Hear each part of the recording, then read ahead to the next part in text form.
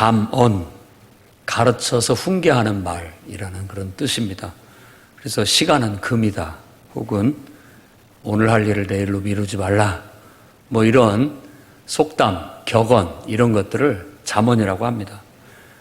그러니까 잠언이라는 것은 우리가 어떻게 하면 더 나은 삶을 살까, 어떻게 하면 더 좋은 삶을 살아갈까, 어떻게 하면 더 행복한 삶을 살 수 있을까에 대한 교훈이라고 말할 수 있을 겁니다.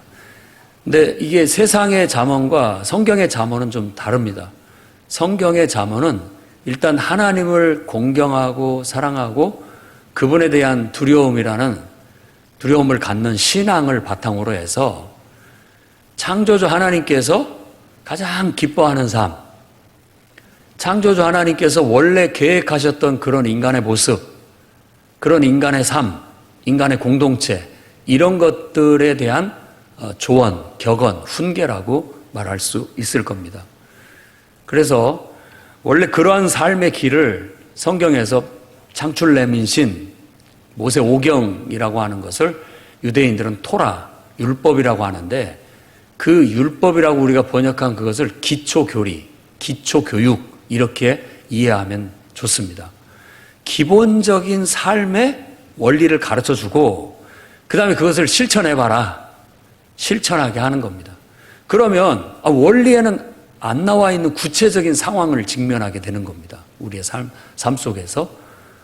거기에 기록되어 있는 말에는 명확하지가 않은데, 그럼 어떻게 그 원리에 입각해서 내가 하나님의 뜻을 찾아서 창조적으로 내게 주어진 구체적인 삶을 살아갈 것인가, 이런 경험을 바탕으로 해서 체험해 본 사람들이, 먼저 경험해 본 사람들이 그런 걸 짧은 속담이나 경구, 격언으로 만들어서 특히 후세대들한테 이것들을 전수해 주기 위해서 기록한 그런 글이 잠언이라고 할 수 있습니다. 우리나라에도 옛날부터 소학이라고 해서 어려서부터 이제 이렇게 공부를 가르치는데, 소학의 대부분의 내용은 인간이 기본적으로 지키며 살아가야 할 내용들을 담고 있습니다. 그 중에 재앙을 불러들여 패가망신하게 하는 5가지 원인이라고 해서 소개하는 대목이 나오는데, 첫째가 지나친 욕심, 두 번째가 배우지 않는 그런 삶, 배우려고 하지 않는 삶, 그 다음에 세 번째가 자만, 잘난 체 하는 거, 그걸 말하고 있고, 네 번째가 나태함, 게으름, 나태함, 그리고 5번째가 권력자 앞에서 아부하는 것이라고, 그렇게 5가지로 규정을 해서 어려서부터 이렇게 하면 패가망신하는 원인이 된다라는 걸 훈육을 했었습니다. 우리도 집안에서 나름대로 여러분들이 부모로부터 또 조부모를 통해서 항상 훈계, 저도 어렸을 때 제가 원래 왼손잡이였던 것 같아요.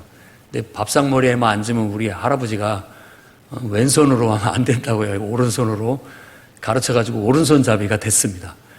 그러니까 편해요. 우리 딸이 왼손잡이입니다. 숟가락을 왼손으로 하고 글씨를 왼손으로 쓰는데, 옆에 앉아서 오른손으로 밥을 먹으면 이게 걸려요. 이게 팔길이. 그래서 이걸 불편할까봐 일찍이 그 훈계를 하신 게 아닌가 하는 생각도 듭니다. 아무튼 밥상머리 교육, 대부분의 훈계가 우리가 어떻게 하면 더 낫게 살고 더 유익하고 더 복되게 살아갈 것인가에 대한 그런 꼭 삶에 필요한 지혜를 주는 말들이 많은 것을 알 수가 있습니다. 이것을 우리는 다시 한번 창조주 하나님이라는 그분의 시각으로, 창조주 하나님이 인간을 만드셨을 때 어떤 의도로 우리를 만들었고 어떤 목적으로 우리를 쓰시려고 우리를 창조하셨는지를 거기에 더 씌워서 해석하고 분별하여서 삶의 지혜를 찾는다면, 기본적인 성경의 가르침이라는 원리가 우리의 삶 속에서 구체적으로 어떻게 하면 그 성경에 구체적으로 나와 있지 않은 대목까지도 내가 창조적으로 그걸 해석해서 적용해 나갈까를 찾을 수 있는 그런 분별력을 갖게 되는 겁니다. 성경에서 말하는 지혜나 명철은 사고력, 분별력을 말합니다. 그냥 무조건 외우고 그냥 아무 생각 없이 해라는 게 아니라 상황을 파악하고 정보를 분석하고 거기에서 하나님의 뜻을 묻고 그걸 분석하는 능력, 사고하는 능력을 키워주는 거예요. 그러니까 창조적인 능력을 키우는 것이죠. 일방적인 주입식 교육이 아니라 생각해봐라. 뭐가 더 나은지. 생각해봐라. 분별해봐라. 뭐가 더 좋은지. 가장 유익한 것이 뭐겠느냐. 더 본질적인 면에 입각해서 따져보게 하고 분석해보게 하고 종합해보게 하고 거기에서 가장 좋은 길을 찾아가게 만드는 그런 실예가 잠언서라고 할 수 있겠습니다. 그래서 잠언서를 통해서 여러분들도 삶의 지혜를 배우고 인생을 유익하게 가장 행복하게 좋은 길로 살아갈 수 있기를 바랍니다. 잠언서 전반부라고 하면 1장에서 9장까지라고 할 수 있는데 부모가 자식에게 혹은 선생님이 스승이 제자에게 내 아들아 라는 애착 어린 그런 부름을 통해서 꼭 필요한 정말 너를 위해서 꼭 이것만큼은 알고 살아야 된다. 너 그렇지 않으면 패가 망신한다. 너 신세 망치고 몸도 망치고 네 인생도 끝장날 수가 있으니까 이것만큼은 주의해라. 곰곰이 생각해보고 배워서 철저히 지키도록 해라는 그런 교훈을 담고 있습니다. 그 중에 바로 중요한 주제가 치명적으로 우리의 삶을 위험에 빠뜨리는 유혹, 그 유혹을 오늘 말씀에도 5절에 얘기하고 있는데 음녀, 말로 호리는 이방 여인이라고 그렇게 묘사를 하고 있습니다. 아무튼 여성분들은 오늘 이 말에 상처받지 않기를 바랍니다.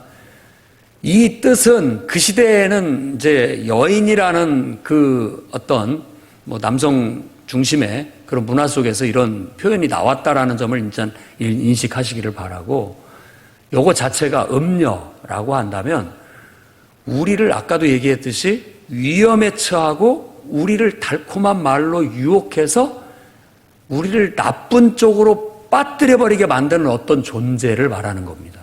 그걸 음녀라는 뇌리에 탁 박힐 수 있는 말로 설명을 하고 있어요. 이방 여인이라는 것은 낯선 여인인 걸 말합니다. 신뢰할 수 있고 신실하고 성실한 정말 언약 관계 속에 있는 믿을 만한 사람이 아니라 믿을 수 없는 존재를 낯선 여인, 이방이라는 말은 낯선 여인이라는 말입니다.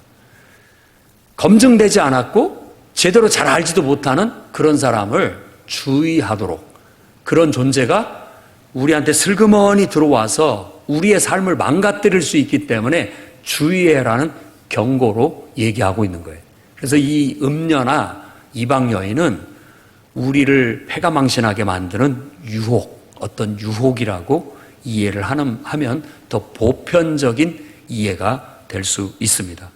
그래서 저는 그 치명적인 위협을 주는 이 유혹, 어떻게 이걸 이기고 떨쳐버릴 수 있을까에 대한 말씀을 여러분에게 오늘 전하고자 합니다.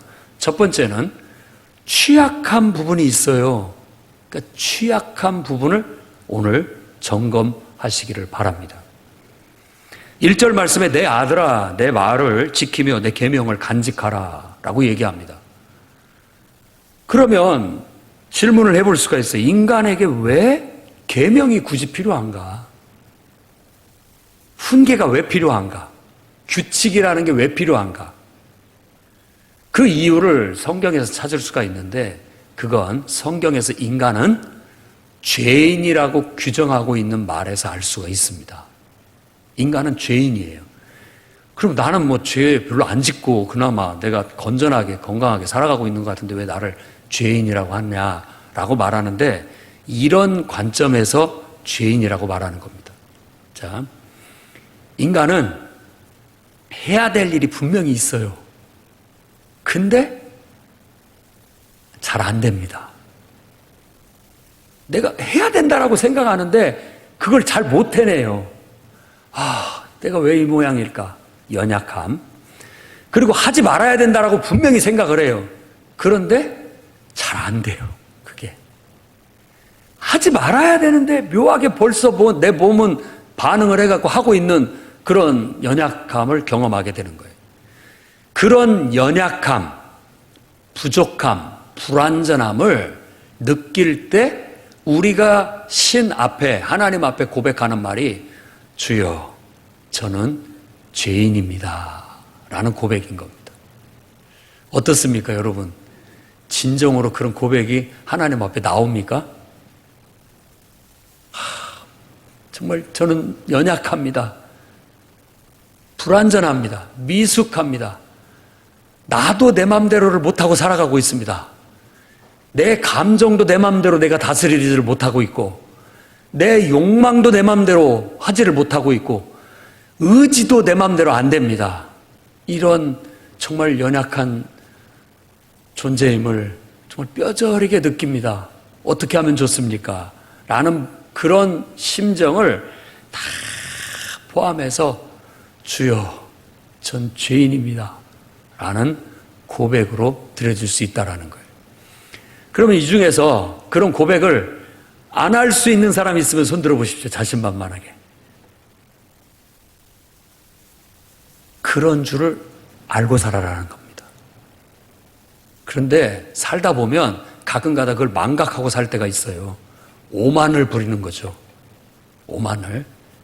자기가 그걸 이겨내지 못할 줄을 알면서도 호언장담하면서 맹세를 하면서 손에 장을 지지라고 하면서까지 호언장담을 합니다.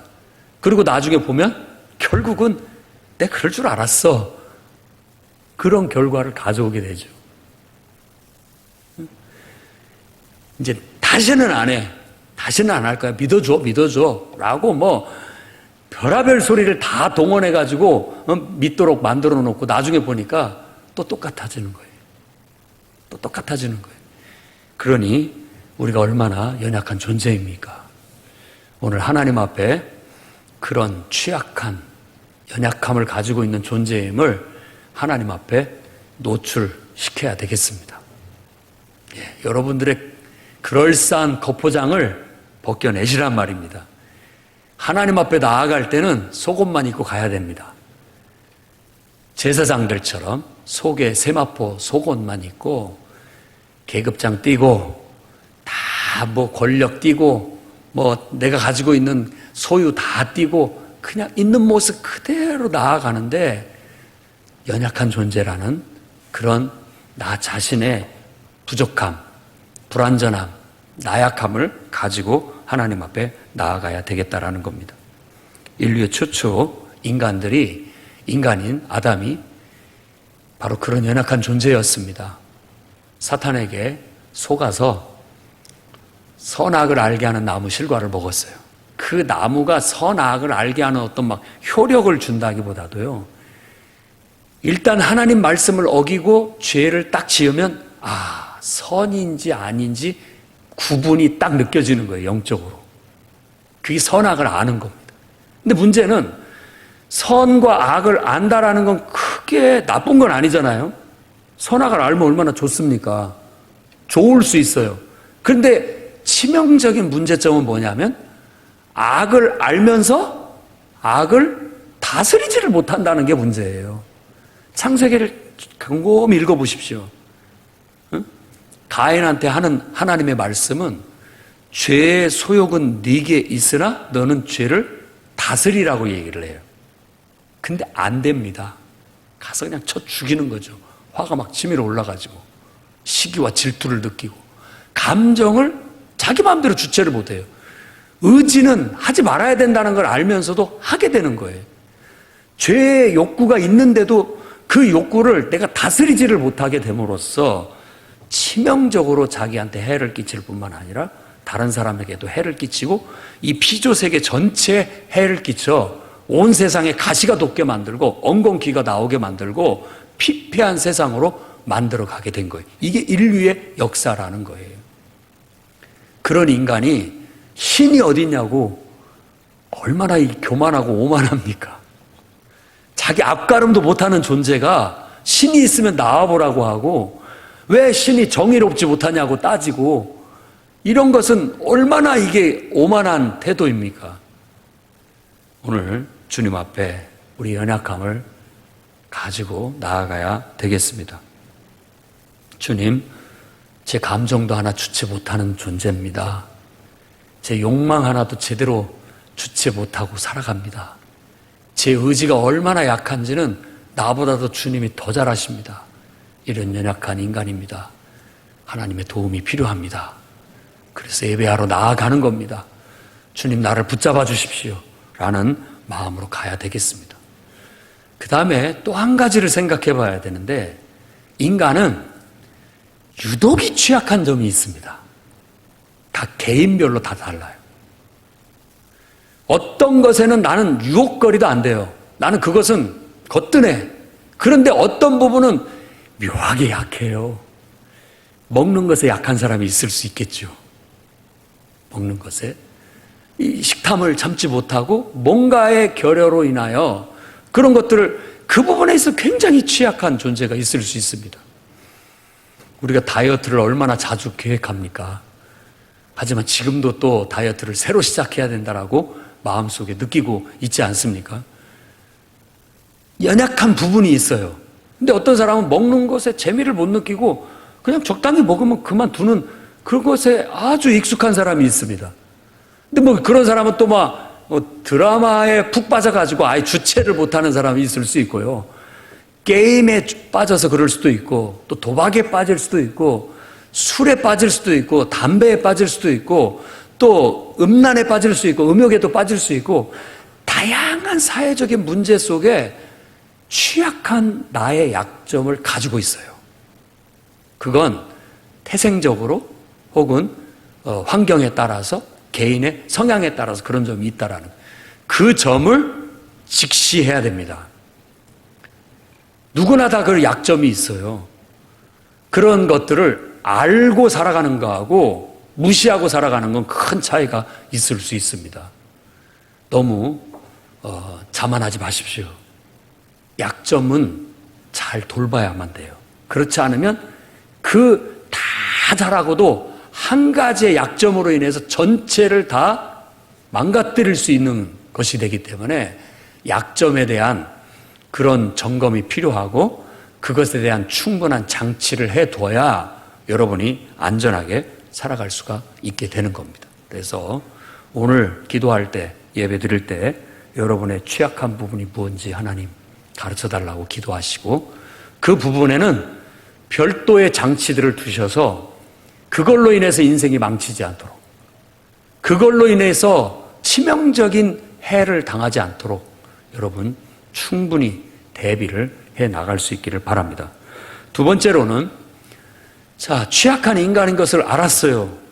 그럼 우리는 어떻게 해야 됩니까? 하나님을 사랑하라는 겁니다. 성경의 가장 큰 가르침은 하나님을 사랑하라는 겁니다. 그러니까 기독교를 사랑의 종교라고 해서 이웃을 돕고 친절을 베풀고 이런 의미에서 사랑의 종교라고 하는 게 아닙니다. 하나님을 사랑하라는 말 때문에 기독교의 최고의 덕목을 사랑이라고 말하는 거예요. 제 말이 믿겨지지 않습니까? 고린도전서 13장을 보십시오. 사랑장이라고 할 수 있는 곳인데, 아주 기가 막힌 달변가요. 또 천사의 말을 할 뿐만 아니라 내 몸을 불살라서 이웃에게 희생하고 봉사를 해도 그 뒤에 나오는 말이 사랑이 없으면 무슨 말입니까? 내가 정말 배려하는 말을 하고 진정으로 내 자신을 희생하면서 남을 돕고 하는 것이 사랑이 아니면 뭐란 말입니까? 그럼에도 불구하고 사랑이 없으면 이라고 말하는 건 무슨 의미입니까? 아무것도 아니다. 아무 의미가 없다. 그 사랑은 바로 여러분을 창조하신 창조주 하나님에 대한 사랑이라는 걸 아셔야 됩니다. 봉사를 해도 하나님 사랑으로 봉사를 하면 그 사랑은 온전한 것이고 온전한 봉사가 되겠지만 하나님 사랑이 없이도 얼마든지 우리는 자기 몸을 희생하며 내세울 수가 있습니다. 자식들을 불러놓고 이놈아 내가 너를 위해서 뼈 빠지게 돈 벌어서 뒷받침을 해주고 이 수많은 고생을 했는데 넌 나한테 해준 게 뭐가 있느냐?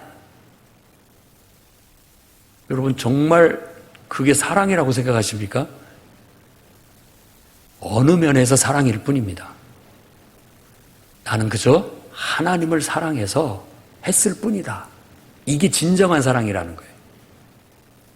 한번 생각해 보십시오. 우리의 행위의 온전함은 하나님 사랑에서 나오는 거예요. 그러니까 인류의 모든 도덕과 윤리의 근간은 하나님 사랑에 뿌리를 두고 있는 거예요. 여러분의 배우자를 하나님을 사랑하듯 사랑하시면 온전합니다. 여러분의 자녀를 하나님을 사랑하듯 사랑하면 온전해집니다. 여러분의 교회를 하나님을 사랑하듯 사랑하면 온전해지는 겁니다. 제 경험상 제일 온전한 것은 이게 내가 하나님을 사랑해서 하는 거야, 저 사람을 사랑해서 하는 거야, 저 교회를 사랑해서 하는 거야, 헷갈릴 때가 가장 온전한 겁니다. 이게 복합적으로 섞여가지고 더 씌워져서 하나님 사랑이 곧 인간 사랑이고, 하나님 사랑이 곧 교회 사랑이고, 교회 사랑이 곧 하나님 사랑이고, 인간 사랑이 곧 하나님 사랑이라고 혼돈스러울 때가 가장 온전한 하나님 사랑이라고 말할 수 있는 거예요. 성경은 이 두 가지를 똑같이 얘기하고 있어요. 하나님을 사랑해라. 그 사랑으로 사람을 사랑해라. 이웃을 사랑해라. 가르치고 있을 뿐만 아니라 지극히 작은 자에게 한 것이고 나한테 한 것이다라고 해서 그 사람한테 한 것이고 하나님께 한 것이 되는 거예요. 이 중립을, 이 줄타기 같은 이걸 제대로 이해할 때 하나님 사랑을 제대로 배울 수 있고, 우리는 하나님 사랑으로 세상을 살아가는 법을 터득하게 되는 겁니다. 이게 인간의 본분이에요. 4절 말씀에 지혜에게 너는 내 누이라 하라. 누이라는 말은 얼마나 좋은 말입니까? 저에게도 누이가 있습니다. 그냥 짠하고 늘 그래요. 사랑하는 존재요, 친근한 존재, 그렇게 여기라는 거예요. 이 지혜는 하나님으로부터 온 지혜를 말하는 겁니다. 인간의 이성에서 나온 지혜가 아니에요. 세상 학문은 자꾸만 하나님께서부터 온 지혜마저도 인간의 이성에서 나온 지혜라고 자꾸 치부를 하려고 해요. 하나님 영광을 가로채는 것이죠. 그뿐만이 아니라 하나님의 지혜로부터 온 지혜를 얻었음에도 하나님을 자꾸 걷어내려고 합니다. 그래서 지금 학교에서도, 학문계에서도, 학계에서도 자꾸만 특정 종교 신을 제거해라. 인간을 중심에 두고 인간의 이성으로 판단하라. 인간의 이성을 기준으로 잡아라 하는데, 아까도 말씀드렸듯이 인간이 얼마나 취약한지를 알면 그랬다가는 다 망합니다. 인간의 그 변화무쌍하고 불완전하고 연약한 어떤 것에 기반을 뒀다가는 다 무너져 내리게 되는 거예요. 어느 날 큰 성 바벨론이 무너지듯 무너짐을 경험하게 될 겁니다. 인류의 문명이. 그러나 우리를 창조하신 창조주 하나님에 대한 사랑과 그분을 너무나도 공경하고 사랑하다 못해 두려움이 느껴지는 그 사랑, 그 경외, 그런 우리의 상태가 우리 안에 있게 된다면 거기에서 도덕과 윤리를 외워서 억지로 지키지 않아도 당연하게 하나님이 기뻐하시는 길로 가게 돼 있고, 자발적으로 하나님이 정말 선하게 보시는 길로 우리가 나아갈 수 있게 된다는 겁니다. 기독교가 타 종교에 비해 도덕적 규율과 윤리가 많지 않은 이유가 거기에 있습니다. 우리는 하나님 사랑을 강조하면 그게 따라온다고 말하지, 야, 규칙 1, 2, 3, 4, 5, 6 다 정해줄 테니까 달달달 외우고 꼭 그대로 지켜, 안 지키면 벌 내린다, 이것은 아니에요. 그것은 구약의 율법식인 것이고, 신약의 예수 그리스도의 복음의 가르침은 예수님처럼 하나님 사랑을 배워서 하나님과 나와 완전히 사랑으로 하나가 되라. 그러면 율법의 요구는 자연스럽게 이루어진다. 이것이 생명의 성령의 법이다. 예수 그리스도의 도다라고 가르치고 있는 겁니다. 그러니 여러분의 몸을 여러분의 감정을, 여러분의 욕망을, 여러분의 신체를 올바르게 사용하고 올바른 기능을 나타내기를 원하신다면 하나님 사랑을 배우십시오. 그 사랑이 동력이 되어서 우리가 우리 기능을 발휘하게 된다면 좀 더 선하고 좀 더 올바르고 좀 더 훌륭한 기능을 발휘할 수 있게 된다라는 겁니다. 그래서 우리 풍요로운 교회에서는 각자 인생의 최고의 가치를 창조하도록 훈련하고 있는데 그걸 가르치고 있는 겁니다. 그것만 제대로 배우게 된다면 여러분 성경에서 말하고 있지 않은 구체적인 어떤 상황 속에서도 바로 그 원리에 따라서 창조적으로 인생을 뭔가를 헤쳐나갈 수 있는 분별력을 갖게 되고 능력을 발휘할 수 있게 된다라는 겁니다. 그러니 더욱더 교회만 얄팍하게 왔다 갔다 하지 마시고 하나님 사랑을 배우자. 하나님 사랑을 수행하자. 믿음으로 사는 법을 내 삶에 적용시키고 훈련하자. 꼭 그렇게 해서 어디다 내놓아도 그리스도인으로서의 아름다운 그런 향내를 풍기고 정말 세상에 빛이 되고 소금이 될 수 있기를 바랍니다. 세 번째로는 유혹이 있고 그 유혹에 우리가 너무나 취약하다는 존재라는 걸 알고 하나님 사랑을 배우고 익혀야 되겠다라고 하지만 실제로 우리를 도와줄 수 있는 구체적인 장치가 필요하다는 걸 인정하시기 바랍니다. 네. 사람이 왜 옷을 입고 삽니까? 벗고 사는다고 뭐가 문제가 될 거 있겠습니까? 옷은 우리를 더 안전하고 더 건강하게 지켜주는 장치이기 때문에 이건 뭐 두말하면 잔소리예요. 그렇기 때문에 모두가 다 지금도 여러분을 지켜줄 수 있고 보호할 수 있고 더 나은 삶을 살 수 있는 옷을 입고 있는 겁니다. 왜 그렇게 비싼 집에 그걸 사서 들어가려고 그렇게 애를 쓰십니까? 그것이 나의 삶을 더 안전하게 지켜주고 더 건강하고 행복하게 살아갈 수 있는 장치가 된다라고 생각하는 거예요. 아니 산속에 굴에 가서 사셔도 되고 또 뭐 대충 나무로 움막 지어가지고 거기서 살 수도 있고 지금 추수 끝나면 지푸라기 이렇게 모아놓은 데 가서 거기다 이렇게 좀 적당한 공간 만들어서 살 수도 있지 않겠습니까? 그러나 그런 것보다도 더 훨씬 나은 삶, 더 안전한 삶, 더 질 높은 삶을 살아가기 위해서 그런 장치들을 갖는 겁니다. 우리에게는 그런 장치가 있어서 무의식적으로 도움을 받고 또 그런 속에서 안전한 삶을 추구해 나가게 되는 거예요. 그런 장치들을 소홀히 여기면 안 됩니다. 그런 장치가 뭡니까? 가장 먼저 말씀드리고 싶은 것이 이 성경책입니다. 위대한 유산이죠. 신앙의 유산이고 하나님이 계획적으로 우리에게 주셨다라고 믿어서 하나님 말씀이라고 이걸 얘기하는 겁니다. 정말 여러분들이 이 성경책을 내 인생의 지침으로 알고 나를 지켜주는 마치 의복과 같은 그리고 주택과 같은 그런 가치가 있는 것으로 여기시기를 바랍니다. 교회를 다니고 신앙을 가졌다라고 하면서도 사실 이 성경의 소중함을 잘 알지 못하고 이 장치를 나를 위해서 활용해 나가고 있지 못하고 된다면은 오늘 다시 한번 이 책이 나를 지켜주는 장치다. 나의 인격과 나의 삶을 더 복되게 하고 더 행복하게 만들어주는 너무나도 귀한 장치다. 이 장치가 제 기능을 발휘하고 있는가? 제 역할을 하고 있는가? 점검하시고 다시 제 위치를 찾으시기 바랍니다. 우리 풍요로운 교회는 매일같이 성경 한 장은 반드시 읽어야 됩니다.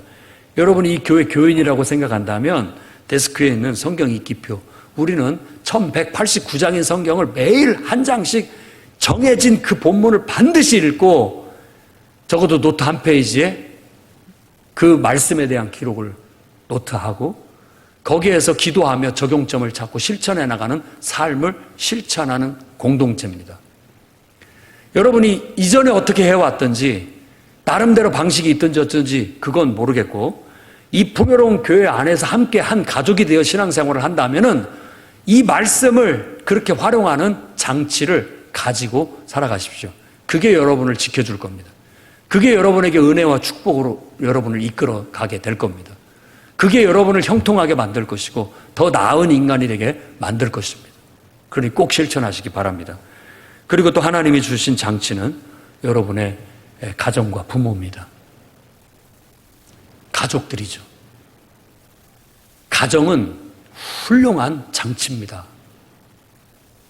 그런데 최근에 들어 인본주의적인 사고와 또 자유주의적인 사고 속에서 자꾸만 이 지금까지 전통적으로 우리를 지켜왔고 우리를 정말 더 나은 삶을 살 수 있도록 지탱해왔던 이 가정의 틀을 흔들려고 하는 거예요. 동성애라든지 또 새로운 어떤 결혼에 대한 법규라든지 막 이런 것들이 전체적인 가정을 흔들어 제끼고 있는 거예요. 우리는 신앙의 전통을 가지고 정말 가정의 소중함을 지켜나가야 됩니다. 부모는 부모로서의 장치로서의 역할을 해야 됩니다. 부모가 제 역할을 하고 있는지, 만일 그걸 못하고 있다면 가정이 위태위태해질 수 있습니다. 자기 자리를 지켜야 되고 자기 본분을 다해야 됩니다. 하나님은 그걸 그 속에서 한 영혼을 보내시고 그 영혼이 그 속에서 양육받을 수 있도록 장치를 두신 거예요. 장치를 제 기능을 발휘할 수 있게 하십시오. 자녀들은 우리를 위한 장치입니다. 부모를 위한 장치예요. 자식이 있어서 부모가 일탈하지 않습니다. 자식 때문에 부모도 배우고 자식 때문에 절제하게 되고 더 나은 삶을 살아갈 수 있게 만드는 훌륭한 장치가 되는 거예요. 가정이라는 것은 어떻게 생각하면 무거운 짐이고 벗어 던지고 싶은 십자가일 수 있겠지만 거꾸로 생각하면 그것이 나를 지탱시켜 주는구나. 그것이 나를 더 건강하게 만들어 주는구나. 그것이 나에게 더 행복한 삶, 더 충만한 삶을 살아갈 수 있도록 만들어 주는 장치구나. 그러니 좀 힘들더라도 스트레스를 받더라도 이걸 소중히 여기자 하는 마음을 가질 수 있기를 바랍니다. 그리고 또 장치는 여러분들을 교육하는 선생님, 스승, 지도자들입니다. 아무것도 아닌 게 아닌 거예요. 우리가 정말 좀 마음 아픈 소리로 나라를 원망하고 또 통치자들을 원망하고 불평하고 비판하긴 하지만 사실은 우리를 위한 훌륭한 장치들입니다. 그것들이 제 기능을 발휘하니까 내가 지금 존재하는 거고 내가 이렇게 행복하게 살아갈 수 있는 거예요. 우리는 이제 더 나아지기를 바라는 마음에서 기도하는 거죠. 기도하고 더 바른 정치 또 법안 정책들을 펼치기를 늘 기도하면서 후원해주면서 비판도 하고 비난도 해야 되겠어요. 정말 제대로 우리가 하는 것도 없이 그들을 신뢰하고 또 잘할 수 있도록 뒷받침해주고 협조하지 않으면서 무조건 비판만 하고 삐딱하게만 나아가게 된다면 뭐든지 똑바로 설 수는 없습니다. 그들은 또 우리가 장치인 거예요. 우리가 국민들을 눈치를 봐야 되고 당연히 우리들의 말, 우리들의 비판, 우리의 원성 듣고 반영을 해야 되겠죠. 그들도 일탈하지 않을 수 있도록 우리가 하나의 장치 역할을 하는 겁니다. 또한 교회가 여러분을 위한 장치입니다. 여러분은 나를 위한 장치예요. 여러분이 있기 때문에 내가 함부로 행동할 수 없고 함부로 살아갈 수 없고 또 기도할 수 있게 되고 내가 절제할 수 있게 되고 여러분들을 위해서 하는 것 때문에 내가 발전하게 되는 여러분이야말로 둘도 없는 훌륭한 저에게는 선물이고 위대한 장치입니다. 여러분도 저를 그렇게 여기셔야 됩니다. 그렇게 여긴다면 도움을 얻을 수 있어요. 또한 여러분 옆에 앉아 있고 믿음의 동료들도 바로 그런 장치로 하나님이 주셨다는 걸 아셔야 됩니다. 그런 장치예요. 그러니까 얼마나 이게 소중한 선물인 줄 알고 서로에게 그 장치로서 제 기능을 발휘하시라고요. 만일 우리도 한 달란트 받은 그런 자들처럼 소극적으로 생각하고 이걸 묻어만 두고 활용을 하지 않게 된다면 유익을 얻을 수가 없습니다. 유익을 줄 수도 없습니다. 하나님은 나를 때로는 도움을 받을 수 있도록 누군가를 주셨고 나 또한 누군가에게 도움을 줄 수 있도록 장치로 나를 주셨는데 내가 내 기능을 발휘하고 내 역할을 하지 않게 된다면 나는 한 달란트 받은 자의 책망을 받을 수밖에 없는 존재가 될 수 있다는 거예요. 좀 더 적극적으로 여러분의 위치 지켜내시고 여러분의 역할을 더 창조적으로 발동을 하시라고요. 그래야만 우리도 하나님 앞에 갔을 때 잘했다. 내가 너를 그곳에 보낸 이유는, 내가 그 사람을 내 곁에 둔 이유는 다 그걸 위한 거였다. 잘했다. 라고 듣지 않겠습니까? 언제 내가 하나님을 위해서 그렇게 했습니까? 다 지극히 작은 자에게 한 것이고 나에게 한 것이다. 한번 생각해 보십시오. 오늘 아침에 큰 해프닝이 있었습니다. 확진 받았다라는 통보를 아침에 받았는데 밥도 먹을 수 없고 이걸 어떻게 해야 되냐 막 고민하는 차에 선제적 대처를 해야 되겠다 해서 급하게 문자들을 뒀습니다. 영상 예배로 돌리겠다고. 그리고 나서 야 어떻게 된 거냐. 지금까지 3번의 검사를 2주간에 걸쳐서 PCR 검사를 했는데 다 음성으로 나왔거든요. 근데 이제 기숙사를 들어가야 되는 것 때문에 음성 확정을 받아야 기숙사에 입실이 된다고 해갖고 토요일을 또 받았어요. 4번째 PCR 검사를 받았어요. 근데 아침에 통보가 왔다는 거예요. 양성으로. 오보였어요. 다시 확인해봐라 했더니 문자가 잘못 갔습니다. 딴 사람한테 잘못 갔습니다. 하나님 왜 우리를 이렇게 시험하시는 겁니까? 왜 우리를 훈련하시는 겁니까? 다시 안전하니까 현장 예배를 드리겠다라고 문자를 보냈습니다. 그 순간에 여러 가지가 교차가 되죠. 영상 예배 드리는데 일단은 몇몇 사람 우리가 협조할 테니까 영상 예배를 드립시다. 격려하고 기도해주고 위로의 말을 전해주는 사람들이 있어서 그렇게 할 수가 있는 겁니다. 다시 이것이 정말 오보였다라는 것을 알게 됐을 때 얼마나 위안이 되고 그 또 당사자는 얼마나 또 당황하고 힘들었겠습니까? 서로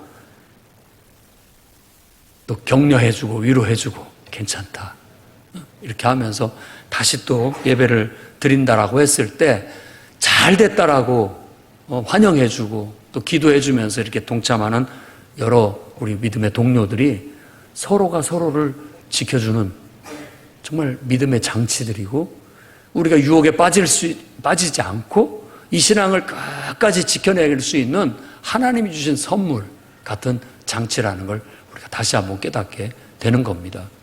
여러분, 소극적으로만 나아갔다가는 유혹을 이길 수 없습니다. 우리는 우리 스스로가 우리를 관리할 수 없는 취약한 존재입니다. 여러분은 가정의 돌봄을 받아야 되고 또 여러분 주위의 지도자들의 돌봄을 받아야 되고 특히 교회의 돌봄을 받아야 됩니다. 교회 속에 소속되어서 정말 안전하게 적당한 교제를 나누면서 적극적으로 서로의 역할을 잘 해주시게 된다면 우리는 더 성장하게 될 거고 더 행복하고 더 건강하게 더 나은 삶을 살아가게 될 것입니다. 만일 우리가 소극적으로 행동하게 된다면 결국은 그 도움을 줘야 될 때 주지 못하게 되고 누군가는 그걸로 인해서 쓰러질 수 있고 낙오할 수 있고 또 누군가는 그것 때문에 힘들어할 수 있을 겁니다. 여러분이 여러분의 위치를 지키고 여러분의 역할을 잘 해주는 것이 그거야말로 여러분 자신을 지키는 거고 또 나아가 누군가를 지켜주는 그런 유혹을 이길 수 있는 장치로서 여러분들이 제 기능을 발휘하는 거라고 믿습니다. 그러니 교회를 가까이 하고 교회 교육과 훈련의 장치를 적절히 활용하십시오. 여러분, 저는 여러분을 위해서 있습니다. 기도 부탁하고 싶을 때 하십시오. 제 역할이 그거예요. 여러분들이 도움을 받으시라는 겁니다. 응답이 이루어집니다. 여러분들이 정말 어렵고 힘들 때 찾아오셔서 조언을 구하십시오. 제가 기도하면서 할 수 있는 한 최선의 것들을 여러분에게 줄 수 있을 겁니다. 때로 책망도 훈계도 할 수 있을 겁니다. 오히려 책망이나 훈계를 더 귀한 것으로 여기십시오. 거를 건 거르고 내게 해당되지 않은 말은 버리십시오. 그걸 갖고 트집 잡고 이럴 필요는 전혀 없습니다. 여러분을 위해서 하는 말인데 그것 중에 내게 필요 없는 것은 그냥 과감히 버리시고 정말 나에게 도움이 되는 말만 취사 선택해서 받아들이게 된다면 여러분에게 양약이 될 거예요. 서로가 그런 역할을 하면서 앞으로 살기로 결단하기를 바랍니다. 여러분들에게 지금 필요한 장치는 무엇입니까? 여러분들이 그 장치를 개발하고 정말 적극적으로 창조해내서 잘 활용하여 어떤 유혹도 물리칠 수 있고 더 낫고 더 좋고 더 행복하고 더 건강한 삶을 우리 함께 꾸려나가기를 주의 이름으로 축원합니다. 기도하겠습니다. 거룩하신 주님,